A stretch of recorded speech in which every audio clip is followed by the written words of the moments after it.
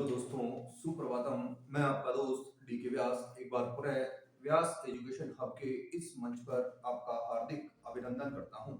दोस्तों, हम पिछली क्लास में पढ़ रहे थे जो महाजनपद काल है, उस महाजनपद काल के बारे में। उसके बाद हमने देखा कि मगध का उत्कर्ष किस प्रकार से होता है और मगध के उत्कर्ष में जो पहला राजवंश था हर्यक वंश, उसके बारे में हमने पढ़ लिया था। दोस्तों, आज हम बात करेंगे उसके आगे वाले जो राजवंश है उसके बारे में, तथा अन्य जो विदेशी आक्रांता जिन्होंने भारत पर आक्रमण किया उनके बारे में पढ़ने वाले हैं। दोस्तों, बात करें हर्यक वंश के बाद मगध पर शिशुनाग वंश का साम्राज्य स्थापित हुआ। किसका? शिशुनाग वंश का साम्राज्य स्थापित हुआ। तो दोस्तों लिखो शिशुनाग वंश। शिशुनाग वंश। दोस्तों, मैंने कल आपको बताया था कि जो हर्यक वंश का शासक था उदयन। उदयन के 3 पुत्र थे, अनिरुद्ध, मुंडक और नागदत्त। तीनों ही विलासितापूर्ण जीवन व्यतीत करने में विश्वास करते थे, जबकि जो अंतिम राजा था हर्यक वंश का वो था नागदशक। नागदशक का योग्य अमात्य शिशुनाग था और शिशुनाग ने अंतिम हर्यक वंश के शासक नागदशक को मारकर शिशुनाग वंश की स्थापना की। की। दोस्तों, बात करें शिशुनाग वंश के बारे में, तो शिशुनाग वंश का जो संस्थापक है वो संस्थापक है दोस्तों, संस्थापक शिशुनाग। कौन है दोस्तों? शिशुनाग। हम बात करेंगे दोस्तों शिशुनाग के बारे में। शिशुनाग। दोस्तों, यह जो हर्यक वंश का अंतिम शासक नागदशक था उसका योग्य मंत्री था। यह हर्यक वंश के अंतिम शासक नागदशक का योग्य मंत्री या अमात्य था। क्या था दोस्तों? योग्य मंत्री या अमात्य था। इसने जो नागदशक है उसकी विलासिता को देखते हुए नागदशक की हत्या कर दी। इसने नागदशक की हत्या कर शिशुनाग वंश की स्थापना की। किसकी दोस्तों? शिशुनाग वंश की स्थापना की। किसने? शिशुनाग ने। शिशुनाग का दोस्तों वो जो समय पीरियड है वो समय पीरियड माना जाता है 412 ईसा पूर्व से 394 ईसा पूर्व तक। अतः 412 ईसा पूर्व से 394 ईसा पूर्व तक शिशुनाग ने इस मगध साम्राज्य पर शासन करने का कार्य किया। दोस्तों, हम बात करें शिशुनाग के बारे में। शिशुनाग ने जो अवंती है उस अवंती को जीत करके मगध में मिला लिया। कौन? शिशुनाग ने अवंती को जीतकर मगध में मिला लिया तथा अपनी राजधानी पुनः ग्रीव्रज या राजगृह को बनाया। उदयन ने क्या किया था? जो राजगृह से राजधानी परिवर्तित कर कहां पे? पाटलिपुत्र नगर बसाया था उसने। तो पाटलिपुत्र में उसने राजधानी स्थानांतरित कर दी थी। तो उस स्थानांतरित राजधानी को शिशुनाग द्वारा पुनः पाटलिपुत्र से राजगृह स्थापित किया गया। शिशुनाग ने अवंती को जीतकर मगध में मिला लिया था तथा अपनी राजधानी पाटलिपुत्र से पुनः ग्रीव्रज या राजगृह को बनाया। किसने? शिशुनाग ने। जो पहले राजधानी पाटलिपुत्र थी उस पाटलिपुत्र को छोड़ करके पुनः इसने ग्रीव्रज या राजगृह को अपनी राजधानी के रूप में स्थापित कर लिया। अब दोस्तों इसकी नेक्स्ट आगे बात करें, जबकि क्या किया? इसका साम्राज्य धीरे धीरे बड़ा हो गया तो क्या हुआ? इसने जो अपनी दूसरी राजधानी के रूप में वैशाली को स्थापित किया। शिशुनाग ने अपनी दूसरी राजधानी के रूप में वैशाली को राजधानी बनाई। किसको दोस्तों? वैशाली को। दूसरी राजधानी कौन सी थी शिशुनाग वंश की? शिशुनाग वंश के समय जो मगध साम्राज्य है, उस मगध साम्राज्य की दो राजधानियां थी। पहली राजधानी तो गिरिवर्ज या राजगृह थी, जबकि दूसरी राजधानी उसने वैशाली को बनाया था। किसको दोस्तों? वैशाली को बनाया था। अब दोस्तों बात करें इसके बाद, शिशुनाग के बाद इसका पुत्र कालाशोक, जिसे पुराणों में काकवर्ण भी कहा गया है, उस काकवर्ण का शासन मगध पर स्थापित हुआ। किसका? कालाशोक का शासन मगध पर स्थापित हुआ। आप दोस्तों एक बार इसको नोट कर लीजिए, फिर हम पढ़ेंगे कालाशोक। दोस्तों अब हम बात कर रहे हैं कालाशोक के बारे में। कालाशोक दोस्तों, कालाशोक का जो शासन पीरियड है उसके बारे में हम बात करें तो 394 ईसा पूर्व से 366 ईसा पूर्व तक किसने शासन किया दोस्तों? कालाशोक ने शासन किया। कब से? 394 ईसा पूर्व से 366 ईसा पूर्व तक। बात करें दोस्तों का जो कालाशोक है, कालाशोक ने अपने पिता की मृत्यु के बाद मगध का साम्राज्य संभाला। तो कालाशोक ने अपने पिता शिशुनाग की मृत्यु के उपरांत मगध का साम्राज्य संभाला।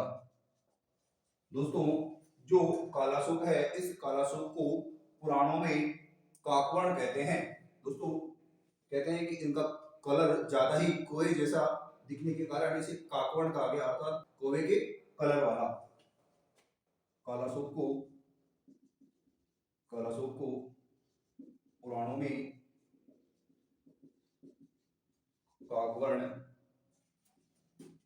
कहा गया है। क्या कहा गया है दोस्तों? काकवर्ण कहा गया है। नेक्स्ट बात करें दोस्तों, जो कालाशोक है, इस कालाशोक ने अपनी राजधानी पुनः राजगृह से जो पाटलिपुत्र थी, उस पाटलिपुत्र में स्थापित कर दी। तो कालाशोक ने अपनी राजधानी पुनः राजगृह से पाटलिपुत्र में स्थापित की।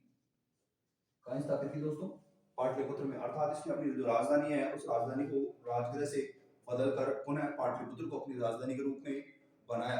अब बात करें दोस्तों, जो कालाशोक है, इस कालाशोक के काल में जो दूसरी बौद्ध संगीति है, उस दूसरी बौद्ध संगीति का आयोजन लगभग 383 ईसा पूर्व में किया गया। कब दोस्तों? 383 ईसा पूर्व में किया गया। और इस समय जो ये शासक थे वो कालाशोक थे, और इसकी अध्यक्षता साबक मीर द्वारा की गई। बात करें दोस्तों जो बौद्ध संगीति है, इस बौद्ध संगीति का आयोजन वैशाली में हुआ था। तो ये भी नोट कर लीजिए। कालाशोक के समय 383 ईसा पूर्व दूसरी बौद्ध संगीति का आयोजन वैशाली में साबक मीर की अध्यक्षता में किया गया।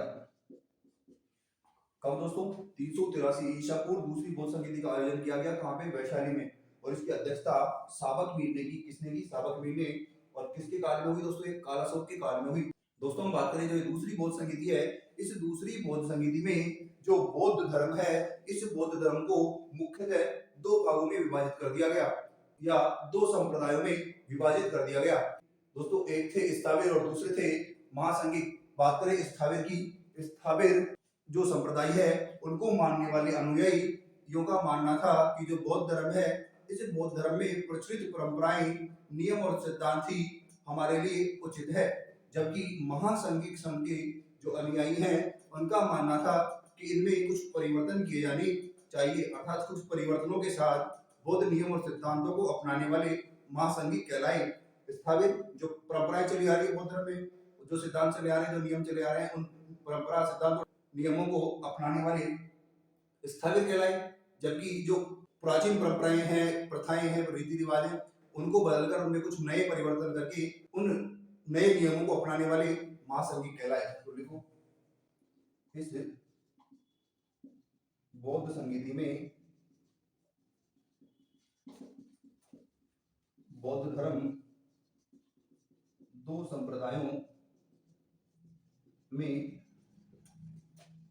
विभक्त हो गया। कितने संप्रदाय में दोस्तों? दो संप्रदायों में विभक्त हो गया। पहले की बात करें तो पहले थे स्थविर। कौन से दोस्तों? स्थविर। स्थविर से तात्पर्य दोस्तों जो प्राचीन परंपराओं, नियमों और सिद्धांतों को मानने वाले। प्राचीन नियमों, परंपराओं व सिद्धांतों को मानने वाले तो क्या कहलाए? स्थविर कहलाए। अब बात करें दोस्तों हम जो महासंघिक है उसके बारे में। दूसरा है महासंघिक।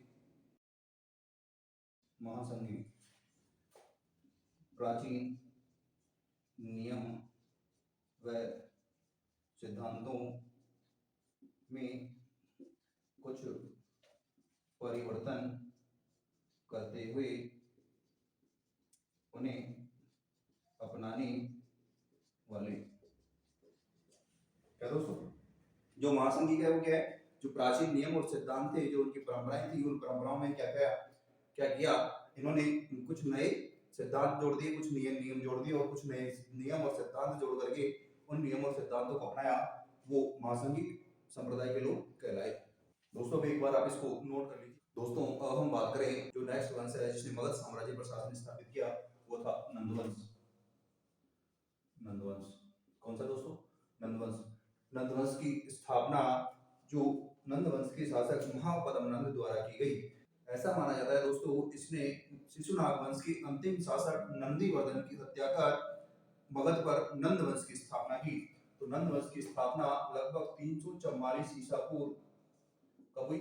344 ईसा पूर्व। और कब तक रहा ये? 322 ईसा पूर्व तक। कब तक दोस्तों? 322 ईसा पूर्व तक इसका शासन कहाँ रहा? मगध पर। तो जो नंद वंश की स्थापना महापद्मनंद द्वारा की गई। किसके द्वारा की गई दोस्तों? महापद्मनंद द्वारा की गई। जो बौद्ध साहित्य दोस्तों, बौद्ध साहित्य में महाबोधि वंश नामक जो ग्रंथ है, उस महाबोधि ग्रंथ में जो महापद्मनंद है इसे उग्रसेन कहा गया है। क्या कहा गया है दोस्तों? उग्रसेन कहा गया है। और इस उग्रसेन का अर्थ होता है भयानक सेना का स्वामी। क्या होता है दोस्तों? भयानक सेना का स्वामी। लिखो बौद्ध ग्रंथ महाबोधि वंश में महापद्मनंद को उग्रसेन कहा गया है। उग्रसेन कहा गया है जिसका अर्थ होता है भयानक सेना का स्वामी। क्या होता है दोस्तों? भयानक सेना का स्वामी। तो जो बौद्ध साहित्य है, बौद्ध ग्रंथ है महाबोधि वंश, उस महाबोधि वंश में महापद्मनंद के लिए उग्रसेन नामक शब्द का प्रयोग किया गया है, जिसका अर्थ उसमें बताया गया है कि भयानक सेना का स्वामी। अब बात करें दोस्तों जो पुराण है, उस पुराणों में महापद्मनंद को एकराट या सर्वक्षत्रांतक कहा गया है। क्या कहा गया है? सर्वक्षत्रांतक। तो पुराणों में महापद्मनंद को एकराट या सर्वक्षत्रांतक कहा गया है। दोस्तों जो सर्वक्षत्रांतक है इसका अर्थ होता है क्षत्रियों का नाश करने वाला। क्षत्रियों का नाश करने वाला, ठीक है, या सबका या क्षत्रियों का नाश करने वाला इसे कहा गया है। अब नेक्स्ट बात करें दोस्तों महापद्मनंद के बारे में। जो जैन ग्रंथ परिशिष्ट प्रवन है उसमें कहा गया है कि ये नापित पिता तथा वैश्य माता की संतान थी। जैन ग्रंथ परिशिष्ट पर्वन में कहा गया है कि यह नापित पिता तथा वैश्य माता की संतान थी। दोस्तों नापित पिता का मतलब होता है नाई। जिसके पिता क्या हो, नाई हो, उसे नापित पिता कहा जाता है। तो नापित पिता अर्थात वैश्य माता की संतान जैनकृत परिशिष्ट पर्वन में महापद्मनंद को कहा गया है। किसमें कहा गया है दोस्तों, महापद्मनंद में। अब बात करें दोस्तों जो महावंश की टीका है, उस महावंश की टीका में जो नंद वंश है, इस नंद वंश के शासकों के लिए कहा गया है कि इनका कोई वंश का अता पता ही नहीं है, अर्थात ये क्या है, अज्ञात वंश के लोग हैं। तो लिखो महावंश की टीका में कहा गया है कि नंदवंश एक अज्ञात वंश है। क्या है, अज्ञात वंश है, अर्थात इसका कोई वंश हमें प्रतीत नहीं होता, दिखाई नहीं देता। तो जनगण परिशिष्ट पर्व में भी ये कहा कि ये जो नंद है, ये नंद नाभित पिता और वैश्य माता की संतान है। उसी प्रकार से जो महावंश है, ठीक है, तो महावंश की टीका लिखी गई है, उस महावंश की टीका में भी यही कहा गया है कि जो नंदवंश के शासक हैं, इन नंदवंश के शासकों का कोई भी क्या नहीं है, वंश या धर्म नहीं, अर्थात किस वंश से जन्मे हैं ये अभी तक पता नहीं चला है। नेक्स्ट बात करें दोस्तों, अब जो नंदवंश है, इस नंदवंश में कुल 9 शासक हुए दोस्तों। इन 9 शासकों को नवनंद कहा गया है। क्या कहा गया है, नवनंद। लिखो नंदवंश में कुल 9 शासक थे जिन्हें नवनंद कहा जाता है। क्या कहा जाता है, नवनंद कहा जाता है। किसको, जो 9 शासक हुए हैं इस नंदवंश में, उन 9 शासकों को नवनंद की संज्ञा दी गई है। किसकी संज्ञा दी गई है दोस्तों, नवनंद की संज्ञा दी गई है। अब बात करें दोस्तों जो बौद्ध साहित्य महाबोधि वंश है, उस महाबोधि वंश में 9 शासक बताए हैं। किसके, जो नंद वंश है, इस नंद वंश के 9 शासकों का उल्लेख किया गया है। पहले एक बार इसको नोट कर लीजिए दोस्तों, फिर आगे पढ़ें। अब आगे हम बात करें दोस्तों जो बौद्ध साहित्य है, बौद्ध ग्रंथ महाबोधि वंश है, उस महाबोधि वंश में जो नंदवंश के 9 शासक है जिन्हें नवनंद कहा गया है, उन नवनंदों का उल्लेख मिलता है। अर्थात कौन कौन से 9 शासक हैं, उनका उल्लेख किसमें मिलता है, महाबोधि वंश में। आगे नोट करके लिखो, महाबोधि वंश में नंद वंश के 9 शासकों का उल्लेख मिलता है जो निम्न है। तो कौन कौन से दोस्तों, पहले की बात करें उग्रसेन, पहला है उग्रसेन, दूसरा है पंडुक, तीसरा है पंडुक गति, चौथा है दोस्तों भूतपाल, पांचवा है दोस्तों राष्ट्रपाल, छठवा है दोस्तों गोविष्णक, कौन सा है, गोविष्णक, सातवां है दोस्तों दस सिद्धक, आठवें शासक के रूप में उल्लेख है दोस्तों केवर्त का, इसका केवर्त का, और नौवां शासक है दोस्तों धनानंद। तो दोस्तों जो महाबोधि वंश है, इस महाबोधि वंश में नंद वंश के 9 शासकों उग्रसेन, पंडुगति, भूतपाल, राष्ट्रपाल, गोविष्णक, 10 सिद्धक, केवर्त और धनानंद का उल्लेख मिलता है। किसका, धनानंद का उल्लेख मिलता है। दोस्तों अब हम बात करें जो नंद वंश का अंतिम शासक था धनानंद, जो कि हमारे एग्जाम की दृष्टि से क्या है, इंपोर्टेंट, तो हेडिंग करो धनानंद। दोस्तों बात करें धनानंद के बारे में, दोस्तों ये सिकंदर का समकालीन था। किसका दोस्तों, सिकंदर का समकालीन था, जिसे यूनानी साहित्यों में अग्रमीज कहा गया है। यह है सिकंदर का समकालीन था, जिसे यूनानी साहित्यों में अग्रमीज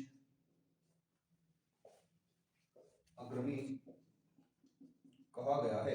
क्या कहा गया है दोस्तों, अग्रमीज कहा गया है। यूनानी साहित्यों में धनानंद को क्या कहा गया है, अग्रमीज कहा गया है। बात करें दोस्तों एक यूनानी लेखक है कार्टियस ने इसे अतुल्य संपत्ति का धनी बताया। क्या बताया, अतुल्य संपत्ति का धनी बताया। क्यों बताया दोस्तों, इसके बताने के पीछे भी एक कारण था। दोस्तों कार्टियस आगे लिखता है कि जो धनानंद है, धनानंद के पास एक बहुत विशाल सेना थी, जिसमें 20,000 घोड़े, 2 लाख पैदल सेना तथा 2,000 रथ सेना तथा 3,000 हाथी हाथियों की सेना शामिल थी। क्या थी? हाथियों की सेना शामिल थी। यूनानी लेखक कार्टियस ने धनानंद को अतुल्य संपत्ति का धनी बताया। क्या बताया दोस्तों? अतुल संपत्ति का धनी बताया, क्योंकि धनानंद के पास एक विशाल सेना थी, जिसमें 2000 अश्व सैनिक, 2 लाख पैदल सैनिक तथा 2000 रथ सैनिक व 3000 हाथी सेना मौजूद थी। दोस्तों इतनी विशाल सेना का सेनानायक था धनानंद, लेकिन इसकी जो विलासितापूर्ण जीवन और जो इसका प्रधानमंत्री था, उसके प्रधानमंत्री की अनदेखी करना धनानंद के लिए भारी पड़ गया और इसे अपने साम्राज्य से आग होना पड़ा। दोस्तों बात करें जो ये विशाल सेना थी, इस विशाल सेना का जो सेनापति था वो भद्रसाल था। धनानंद का सेनापति भद्रसाल था। कौन था दोस्तों? भद्रसाल इसका सेनापति था। अब बात करें दोस्तों, लगभग 322 ईसा पूर्व चंद्रगुप्त मौर्य ने कौटिल्य की सहायता से धनानंद की हत्या कर मगध पर मौर्य वंश की स्थापना की। किसकी? मौर्य वंश की स्थापना की। किसकी सहायता से? कौटिल्य की सहायता से चंद्रगुप्त मौर्य ने धनानंद की हत्या कर मगध पर मौर्य वंश की स्थापना की। किसकी दोस्तों? मौर्य वंश की स्थापना की। अब बात करें दोस्तों, जो हमारे साहित्य हैं, उन साहित्यों में एक साहित्यकार हुए हैं पाणिनि। कौन? पाणिनि। जो पाणिनि की पुस्तक है अष्टाध्यायी। कौन सी दोस्तों? अष्टाध्यायी। जो पाणिनि की पुस्तक है अष्टाध्यायी, उस अष्टाध्यायी में लिखा गया है कि जो महापद्मनंद है, इस महापद्मनंद के मित्र थे वे। किसके? महापद्मनंद के मित्र थे। कौन? पाणिनि। इसके अलावा उसमें उल्लेख भी मिलता है कि जो महापद्मनंद है, इसके दरबार में पाणिनि के अतिरिक्त वर्ष, उपवर्ष, वररुचि, कात्यायन जैसे विद्वान भी रहते थे। क्या रहते थे? वर्ष, उपवर्ष, कात्यायन तथा वररुचि जैसे विद्वान भी महापद्मनंद के दरबारी थे। अब हम बात करें दोस्तों मगध के उत्कर्ष के कारण। तो मगध के उत्कर्ष के क्या क्या कारण हैं? तो एक बार इसमें लास्ट नीचे लिख लो, धनानंद की 322 ईसा पूर्व चंद्रगुप्त मौर्य द्वारा हत्या कर दी गई तथा मौर्य वंश की स्थापना की गई। किसी दोस्तों? मौर्य वंश की स्थापना की गई। तो लिख लो इसको। अब हेडिंग डालो दोस्तों, मगध के उत्कर्ष के कारण। वे क्या क्या कारण थे जिसके कारण मगध साम्राज्य का विकास इतनी तीव्र गति से हुआ? तो सबसे पहले बात करें दोस्तों, जो पहला कारण था वो है लोहे की प्रचुर मात्रा। लोहे की प्रचुर मात्रा में उपलब्धता। पहला कारण क्या हो गया? लोहा प्रचुर मात्रा में था और प्रचुर मात्रा में लोहा होने के कारण इन लोगों को जो व्यापार है, व्यापार के लिए जहाजरानी उद्योग का बढ़ावा मिला। जहाजरानी उद्योग के अलावा इन्होंने अस्त्र शस्त्र विकसित कर लिए थे। नेक्स्ट कारण है दोस्तों, जो मगध की राजधानी है पाटलिपुत्र, उस पाटलिपुत्र का 5 पहाड़ियों से घिरा होना। तो मगध की राजधानी का 5 पहाड़ियों से घिरा होना, अर्थात ये सुरक्षा और सामरिक दृष्टि से भी क्या थी? समृद्ध थी। अर्थात यहाँ 5 ऐसी पहाड़ियां थी जिससे जो पाटलिपुत्र था, वो पाटलिपुत्र क्या था? चारों तरफ से घिरा हुआ था। नेक्स्ट कारण देखिए दोस्तों कि जो मगध है, मगध में जो साम्राज्य है, इस मगध साम्राज्य के पास हाथियों की विशाल सेना थी। हाथियों की विशाल सेना का होना। इसका हाथियों की विशाल सेना का होना भी मगध का उत्कर्ष का प्रमुख कारण माना जाता है। इसके अलावा हम देखें दोस्तों कि जो मगध का जो क्षेत्र है, इस मगध के क्षेत्र के आसपास बहुत सारी नदियां प्रवाहित होती है और इन नदियों के कारण यहाँ का क्षेत्र अत्यधिक उपजाऊ था और अत्यधिक मात्रा में धन धान्य उपज के कारण भी इस क्षेत्र को अत्यधिक विकसित होने में भी सहायता मिली। तो लिखो मगध के आसपास अत्यधिक मात्रा में नदियों का होना, तो ये इसके उत्कर्ष के प्रमुख कारण माने जाते हैं। दोस्तों एक बार आप इसको नोट कर लीजिए, फिर इसके बाद में हम पढ़ेंगे जो यूनानी या ईरानी आक्रमणकारी थे, उन ईरानी या विदेशी आक्रमणकारियों के बारे में किस किसने इस कालखंड में हमारे यहाँ आक्रमण किए। दोस्तों एक बार आपको दोस्तों अब हम बात करेंगे जो विदेशी आक्रांता थे, उन विदेशी आक्रांताओं में जो 6वीं शताब्दी ईसा पूर्व के आसपास से लेकर उसके बाद के कालखंड तक किस किसने भारत पर आक्रमण किए उनके बारे में। तो हेडिंग डालिए दोस्तों, विदेशी कोमा ईरानी या यूनानी आक्रांता। जो प्रसिद्ध एग्जाम के पॉइंट ऑफ व्यू से जो इम्पोर्टेंट है उनके बारे में हम बात करने वाले हैं। दोस्तों हम बात करें दोस्तों जो विदेशी आक्रांताओं में सबसे पहले साइरस सेकंड।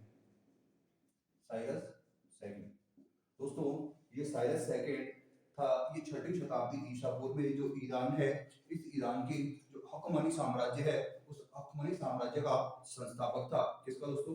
हकमनी साम्राज्य का संस्थापक था और ये एक महत्वाकांक्षी राजा था जिसने अपने साम्राज्य विस्तार की नीति को अपनाया। तो लिखो 6वीं शताब्दी ईसा पूर्व साइरस सेकंड ने ईरान में हकमनी साम्राज्य की स्थापना की। यह एक महत्वाकांक्षी शासक था जिसने साम्राज्यवाद की नीति अपनाई थी। दोस्तों जो साइरस सेकंड है, साइरस सेकंड ने 6वीं शताब्दी ईसा पूर्व ईरान के हकमनी जो साम्राज्य है उस हकमनी साम्राज्य की स्थापना की और ये कैसा था सकता एक महत्वाकांक्षी राजा था। अब दोस्तों हम बात करें साइरस सेकंड है, साइरस सेकंड के बारे में कुछ विद्वानों का मत है कि साइरस सेकंड ने भारत पर आक्रमण नहीं किया, लेकिन कुछ विद्वान ऐसे हैं जिन्होंने कहा कि साइरस सेकंड ने भारत पर आक्रमण किया क्योंकि एक साम्राज्यवादी नीति को अपनाने वाला शासक था, एक साम्राज्यवादी नीति को अपनाने वाला शासक था। तो हम बात करें दोस्तों मेगास्थनीज और फिलार्कस ने कहा कि जो साइरस है उस साइरस ने कभी भी भारत पर आक्रमण नहीं किया। किसने? मेगास्थनीज और फिलार्कस ने कहा कि साइरस ने कभी भी भारत पर आक्रमण नहीं किया, जबकि एरियन व जेनोफोन ने कहा कि साइरस सेकंड ने बैक्ट्रिया व जो सिंध का क्षेत्र है उस सिंध के क्षेत्र पर आक्रमण कर अपना साम्राज्य यहाँ स्थापित किया। तो लिखो दोस्तों मेगास्थनीज व फिलार्कस ने कहा साइरस सेकंड ने भारत पर कभी भी आक्रमण नहीं किया, जबकि एरियन व जेनोफोन ने कहा साइरस ने अपनी साम्राज्यवादी नीति के तहत बैक्ट्रिया व सिंध क्षेत्र पर अधिकार कर साम्राज्य की स्थापना की। अर्थात कुछ विद्वान मानते हैं कि जो साइरस सेकंड है, साइरस सेकंड ने भारत पर आक्रमण किया, जबकि कुछ मानते हैं कि उन्होंने भारत पर आक्रमण नहीं किया। तो अब इसके बाद में दोस्तों जो नेक्स्ट शासक है उसके बारे में देखेंगे दारा फर्स्ट। दारा फर्स्ट कौन सा दोस्तों? दारा फर्स्ट, जिसे इतिहास में डेरियस प्रथम के नाम से भी जाना जाता है। किसके नाम से? डेरियस प्रथम के नाम से भी 322 ईसा पूर्व से 486 ईसा पूर्व के मध्य दारा प्रथम ने शासन किया। कब दोस्तों? दारा प्रथम ने या डेरियस प्रथम ने 522 ईसा पूर्व से 486 ईसा पूर्व तक शासन किया। यह एक ईरानी शासक था जिसने ईरान के साथ साथ गांधार, कंबोज तथा पश्चिमी प्रांत व पूरे सिंध क्षेत्र पर अपना अधिकार कर लिया था। तो लिखो इसका कालखंड देखें हम 422 ईसा पूर्व से 386 ईसा पूर्व। ठीक है दोस्तों, ये तो कालखंड हो गया। यह एक ईरानी शासक था जिसने ईरान के साथ साथ कंधार, कंबोज, पश्चिमी प्रांत व संपूर्ण सिंध क्षेत्र को अपने अधिकार में ले लिया था। दोस्तों, जो संपूर्ण सिंध प्रांत है ये दारा डेरियस प्रथम द्वारा जो जीता गया 20वां प्रांत था। यह डेरियस प्रथम द्वारा जीता गया 20वां प्रांत था। कौन सा प्रांत था दोस्तों? 20वां प्रांत था। दोस्तों एक बार आप इसको नोट कर लीजिए। नोट करने के बाद हम आगे पढ़ेंगे नेक्स्ट सिकंदर के बारे में। दोस्तों अब हम नेक्स्ट जो ईरानी शासक है उसके बारे में बात करें तो वह है सिकंदर। कौन दोस्तों? सिकंदर,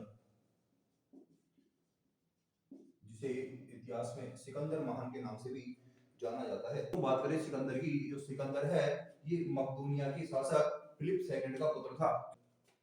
यह मकदूनिया, वर्तमान में मैसेडोनिया, मकदूनिया के शासक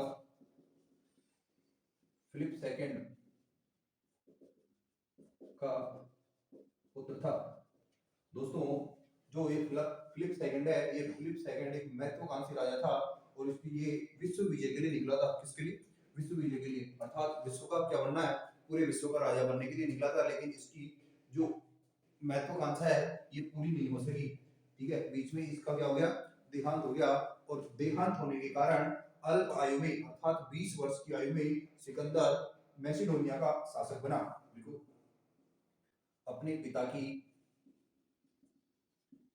मृत्यु के उपरांत सिकंदर अल्प आयु 20 वर्ष अल्प आयु में मैसिडोनिया का शासक बना। कब दोस्तों? ये 20 वर्ष की आयु में बना और कब बना? 359 ईसा पूर्व। 359 ईसा पूर्व इसका राज्याभिषेक किया गया। दोस्तों जो सिकंदर है ये सिकंदर भी अपने पिता की जो प्रेरणा है उस प्रेरणा को ग्रहण करते हुए यह भी विश्व विजय की कामना करते हुए पूरे विश्व को जीतने के लिए आगे बढ़ा। दोस्तों बात करें 326 ईसा पूर्व की, 326 ईसा पूर्व जो सिकंदर है, इस सिकंदर ने हकमनी साम्राज्य को परास्त कर दिया। किसको? हकमनी साम्राज्य को परास्त किया। और हकमनी साम्राज्य को परास्त करने के बाद अब इसकी नजरें जो हमारा भारत है उस भारत पर अटेगी, अर्थात ये अब भारत को भी विजय करने की मन में इसने ठान ली थी। और भारत विजय के लिए 326 ईसा पूर्व इसने जो हकमनी साम्राज्य है वहां से प्रस्थान किया है। हकमनी से बैक्ट्रिया होते हुए काबुल के रास्ते भारत पहुंचा। कहां पहुंच गया दोस्तों? भारत पहुंच गया। और भारत पहुंचा तो उस समय बीच में क्या दोस्तों? उस समय बीच में जो गांधार साम्राज्य था, उस गांधार साम्राज्य की उस समय के जो शासक थे आम्भी ने सिकंदर की महानता को देखते हुए उसकी जो अधीनता स्वीकार कर ली। क्या दोस्तों? जो आम्भी ने सिकंदर की अधीनता स्वीकार कर ली। जबकि जो भारत का जो पश्चिमी क्षेत्र है वहां का एक साम्राज्य गांधार का, और गांधार का शासक इस समय आम्भी था। और आम्भी ने क्या किया? सिकंदर की अधीनता है वो स्वीकार कर ली। सिकंदर की अधीनता स्वीकार करने के कारण सिकंदर को और भी ज्यादा बल मिल गया। यार यहाँ के राजा तो अपने आप बिना युद्ध किए ही क्या कर रहे हैं? मेरी अधीनता स्वीकार कर रहे हैं। अब तो मेरी जो विश्व विजय की कामना है वो अब कोई रोक नहीं सकता कि अब मैं मेरे बीच में कोई बाधा है ही नहीं। लेकिन उसको ये पता नहीं था कि इस समय जो भारत है, मगध साम्राज्य है, ठीक है, जो झेलम से जो पूर्वी इलाका है, झेलम से पूर्वी इलाके पर एक महान शासक पोरस का भी शासन था। किसका शासन था? पोरस। तो पोरस के बारे में सिकंदर को इतना पता नहीं था कि पोरस कितना महान है। तो सिकंदर ने बिना सोचे समझे पोरस पर आक्रमण करने का मन बना लिया। दोस्तों, बात करें इतिहास में प्रसिद्ध हाइडेस्पीज युद्ध, अर्थात जिसे झेलम या विदस्था का युद्ध कहा जाता है, हाइडेस्पीज युद्ध जिसे झेलम या विदस्था का युद्ध कहा जाता है, उसके बारे में ये युद्ध हुआ दोस्तों दो ऐसे महान नायकों के बीच में, एक तरफ पोरस और दूसरी तरफ सिकंदर। दोस्तों, यह युद्ध झेलम नदी के किनारे लड़ा गया। किसके किनारे? झेलम नदी के किनारे लड़ा गया। बात करें दोस्तों, जो दोनों राजा हैं, दोनों राजाओं की सेनाएं झेलम नदी के दोनों तट पर आ रुकी, अर्थात पश्चिमी तट पर तो सिकंदर की सेना और पूर्वी तट पर पोरस की सेना। अब स्थिति बहुत भयानक स्थिति, एक तरफ विशाल काय सेना के साथ सिकंदर महान और दूसरी तरफ अपने जो जिसे है कि विश्वास आत्मविश्वास के साथ, एक तरफ अपने आत्मविश्वास के साथ अपने सैनिकों के साथ पोरस युद्ध मैदान में डटा हुआ अटल दिखाई पड़ रहा था। तो दोनों तरफ की सेनाएं ये देख करके ऐसा लग रहा था मानो जैसे महाभारत में कौरव और पांडवों के मध्य जो युद्ध के समय स्थिति थी, वैसी स्थिति उस समय दिखाई पड़ रही थी। दोस्तों, पश्चिमी छोर पर सिकंदर, पूर्वी छोर पर पोरस, स्थिति भयंकर। दोस्तों, तभी बारिश ने कयामत ढाई, और बारिश ने कयामत ढाई, इतनी भयंकर बारिश हुई दोस्तों कि झेलम नदी की जो क्षेत्र है उस क्षेत्र में बाढ़ आ गई। क्या दोस्तों? झेलम नदी का जो क्षेत्र है उस झेलम नदी के क्षेत्र में बाढ़ आ गई। अब सिकंदर और पोरस दोनों के लिए स्थितियां कठिन थी। सिकंदर ने जो झेलम नदी है उसको पार करना कठिन समझा एक बार तो, लेकिन तुरंत उसने अपने सैनिकों को आदेश दिया कि सारे सैनिक नदी में उतर जाए और दूसरे पार तक पहुंच जाओ। तो सैनिकों को उसने आदेश दिया, उसके सैनिक क्या हुए? नदी में तुरंत उतरे। अब बात करें दोस्तों, उसकी जो विशाल सेना है, उसकी विशाल सेना को देखकर पोरस के जो सैनिक है वो हक्के बक्के रह गए। दोस्तों, उसने अपने जो विशाल सेना है उसको पानी में उतार दिया। तो ऐसा कहा जाता है कि उसकी विशाल सेना है, उसकी विशाल सेना में 4000 अश्व सेना तथा 300 रथ सैनिक तथा 200 हाथी सेना तथा 20,000 सैनिकों ने पैदल ही नदी को पार करना प्रारंभ कर दिया। इस स्थिति को भांपकर पोरस भी हक्का बक्का रह गया। दोस्तों, क्या किया उसने? अपने पुत्र को सेनापति नियुक्त कर अपने सैनिकों के नेतृत्व कर्ता के रूप में सिकंदर के सैनिकों से लड़ने के लिए भेजा। दोस्तों, उसका पुत्र वीरगति को प्राप्त हो गया। क्या? उसका पुत्र वीरगति को प्राप्त हो गया। अंततः दोस्तों, यह स्थितियां उत्पन्न हो गई कि पोरस खुद सिकंदर से लड़ने के लिए आया, उसकी सेना चारों तरफ लड़ रही थी और भयंकर हाहाकार मचा हुआ था। जो सिकंदर है, सिकंदर की सेना में हाथी थे, तो हाथियों ने उस समय दलदल की स्थिति उत्पन्न हो गई, तो हाथियों ने बहुत सारे सैनिकों को मार दिया, बहुत सारे सैनिकों को कुचल दिया। और जो पोरस है उसकी सेना इतनी सक्षम नहीं थी और दलदल में फंसने के कारण उसके सैनिक तितर बितर हो गए। तो तितर बितर हो गए तो पोरस अंत तक लड़ता रहा, निर्भीक अटल अपने स्थान पर डटा हुआ लड़ता रहा। अंत में उसे लगा कि अब पार पड़ने वाली नहीं है, तो उसने अपना मुंह फेरते हुए पुनः वो वापस जाने लगा।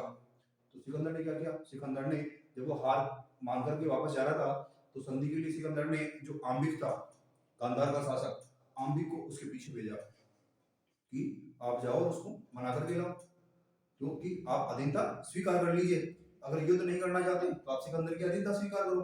तो उसने सिकंदर की अधीनता स्वीकार करने से मना कर दिया और उल्टा घूम करके उसने जो आम्बिक है, आम्बिक पर जोर से हाथी से, अपने जो हाथी पे बैठा था विशालकाय हाथी पे, उस हाथी पे बैठे बैठे उसने आम्बिक पर प्रहार करने का मन बनाया और उसने प्रहार करने ही वाला था कि वो उस प्रहार से बच गया। दोबारा उसने दूसरे दूत को उसके पास भेजा, पोरस के पास, कि जाओ और उसको अधीनता स्वीकार करने के लिए बोलो। उसने अधीनता स्वीकार नहीं किया। अंत में सिकंदर ने जो सैनिक भेज करके जो पोरस है उसको क्या कर लिया? बंदी बना लिया। बंदी बना करके पोरस को सिकंदर के राज दरबार में उपस्थित किया गया। सिकंदर के राज दरबार में उपस्थित करने पर सिकंदर ने पोरस की खूब प्रशंसा की और प्रशंसा करने के बाद उससे पूछा कि मैं आपके साथ किस प्रकार का बर्ताव करूं। पोरस एक महान सैनिक, महान सेनापति, महान शासक था। तो उसने निर्भीक होकर उस सभा में बोला कि एक राजा को जैसा बर्ताव दूसरे राजा के साथ करना चाहिए, वैसा का वैसा बर्ताव आप मेरे साथ करिए। उसकी इस निर्भीकता, उस आत्मविश्वास को देखकर सिकंदर का मन भी पिघल गया। वह बहुत अत्यधिक अभिभूत हुआ और उसने संपूर्ण जो साम्राज्य जिस पर उसने अधिकार किया था, उसे पुनः वापस पोरस को लौटा दिया। किसे लौटा दिया? पोरस को लौटा दिया। इस विजय के उपलक्ष्य में सिकंदर विजय हो गया। उसने अपना साम्राज्य वापस किसको लौटा दिया? उससे प्रसन्न होकर के पोरस को लौटा दिया कि पोरस कितना निर्भीक व्यक्ति है, और उसकी जो आत्मविश्वास, उस आत्मविश्वास को देखते हुए इसका साम्राज्य से पुनः लौटा दिया। लेकिन इस विजय के उपलक्ष्य में हम देखें कि जो सिकंदर है, इस सिकंदर ने विजयनगर, ठीक है, जो वर्तमान में निकैया के नाम से जाना जाता है, वो विजयनगर तथा जो घोड़ा है सिकंदर का, वो इस युद्ध में क्या हो गया था? क्षतिग्रस्त हो गया था, अर्थात वो मर गया था। तो उस घोड़े की याद में इसने एक बेग केफला, क्या? एक बेग केफला नगर की स्थापना की। तो ये बेग केफला क्या है? तो बेग केफला सिकंदर का जो घोड़ा है, उस सिकंदर के घोड़े का नाम था बेग केफला। क्या था? बेग केफला। तो अब हेडिंग डाल करके लिखो, हाइड स्पीच या झेलम या वितस्तता का युद्ध दोस्तों किस किसके बीच लड़ा गया? सिकंदर व पोरस के मध्य। दोस्तों विजय हुआ सिकंदर, विजय हुआ, परंतु पोरस के आत्मविश्वास व महानता के कारण उसका साम्राज्य उन्हें लौटा दिया। इस युद्ध में पोरस को बंदी बनाने के बाद सिकंदर ने पोरस से पूछा कि तुम्हारे साथ कैसा बर्ताव किया जाए, कैसा बर्ताव किया जाए। तो पोरस ने उत्तर दिया, जैसा एक राजा दूसरे राजा के साथ करता है। दोस्तों इसके बाद आप नेक्स्ट लिखो कि जो इस हाइड स्पीच युद्ध की विजय के उपलक्ष्य में एक विजयनगर, जिसे निकैया तथा बेवकेफला नामक दो नगरों की स्थापना की। तो यहाँ लिख लो, सिकंदर ने हाइड स्पीच विजय के बाद विजयनगर, निकैया तथा अपने घोड़े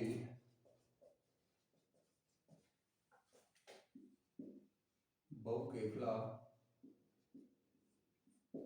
की याद में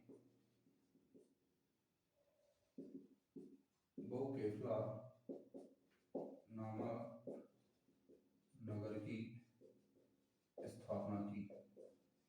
इसकी दोस्तों बहुकेफला नामक नगर की स्थापना की। अब बात करें दोस्तों, जो सिकंदर है, ये सिकंदर भारत में रहा और भारत में रहने के बाद जब ये बेबीलोनिया के रास्ते से वापस ईरान जा रहा था, मकदूनिया जा रहा था, तो मकदूनिया जाते समय इसकी मृत्यु हो गई। कब? 323 ईसा पूर्व इसकी मृत्यु हो गई। कब हो दोस्तों? 323 ईसा पूर्व सिकंदर की मृत्यु हो गई। जब ये कहाँ से, जब भारत से लौटते हुए बेबीलोनिया होते हुए यह कहाँ जा रहा था? मकदूनिया जा रहा था, तब 323 ईसा पूर्व इसकी मृत्यु हो गई।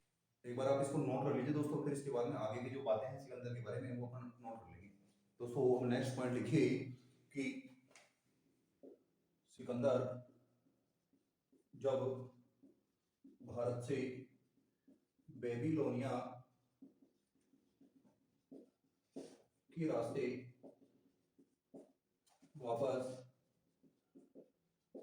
मकदूनिया जा रहा था, तभी 223 ईसा पूर्व उसकी मृत्यु हो गई।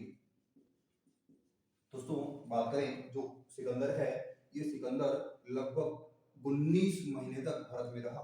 कितने महीने तक दोस्तों? लगभग 19 महीनों तक ये भारत में रहा। और जो व्यास और झेलम का क्षेत्र इसने अपने अधिकार क्षेत्र में लिया था, इस व्यास और झेलम के क्षेत्र को इसने पोरस के अधीन करते हुए वापस ये चला गया। सिकंदर लगभग 19 महीने भारत में रहा तथा अंत में झेलम व व्यास के क्षेत्र को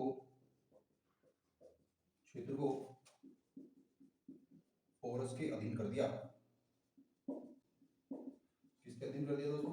पोरस के अधीन इसने लास्ट टाइम में जो क्षेत्र था झेलम और व्यास का, जो इसने विजय की थी, उस क्षेत्र को इसने पोरस को सौंप दिया। दोस्तों बात करें कि इस समय अनेक जो ईरानी अर्थात यूनानी आक्रांता भारत में आए, और उन यूनानी आक्रांताओं के भारत में आने के कारण जो भारत की गांधार कला है, तो गांधार क्या था? भारत का पश्चिमोत्तर प्रांत था। तो पश्चिमोत्तर प्रांत में क्या हुआ? जो विदेशी आए, उन विदेशियों की कला को मिक्स हो गया, तो भारत की शैली और जो यूनानी शैली है वो दोनों विकसित हो गई। तो लिखो इस समय की भारतीय कला गंधार में यूनानी व भारतीय कला शैली का प्रभाव दिखाई देता है। ठीक है दोस्तों, कि जो गांधार क्षेत्र में सबसे पहले आए यूनानी आक्रांता, तो यूनानी आक्रांता इधर आए, तो इधर आकर के इन्होंने जो इनकी शैली थी उस शैली को प्रभाव इन क्षेत्र में छोड़ा। तो इस क्षेत्र में जो गांधार कला है, इस गांधार कला में हमें इंडो यूनानी या इंडो ग्रीक शैली का प्रभाव देखने को मिलता है। और जो इस समय की भारतीय मुद्राएं हैं, इन मुद्राओं का हमने क्या किया? जो यूनानी है, यूनानी लोगों का हमने अनुकरण किया, और उनकी जो उलूक शैली है, तो उस उलूक शैली में हमने सिक्के डाले। इस काल में भारतीय मुद्राओं पर यूनानी कला उलूक शैली का प्रभाव दिखाई पड़ता है। दोस्तों अब हमने पढ़ लिया महाजनपद काल और मगध का उत्कर्ष। इसके बाद हम पढ़ने वाले हैं मौर्य काल। क्या पढ़ेंगे दोस्तों? मौर्य काल पढ़ेंगे। जब तक के लिए दोस्तों नमस्कार। दोस्तों मैं आपसे पुनः रिक्वेस्ट करूंगा कि व्यास एजुकेशन हब के इस मंच को ज्यादा से ज्यादा लाइक, शेयर और सब्सक्राइब करें। धन्यवाद।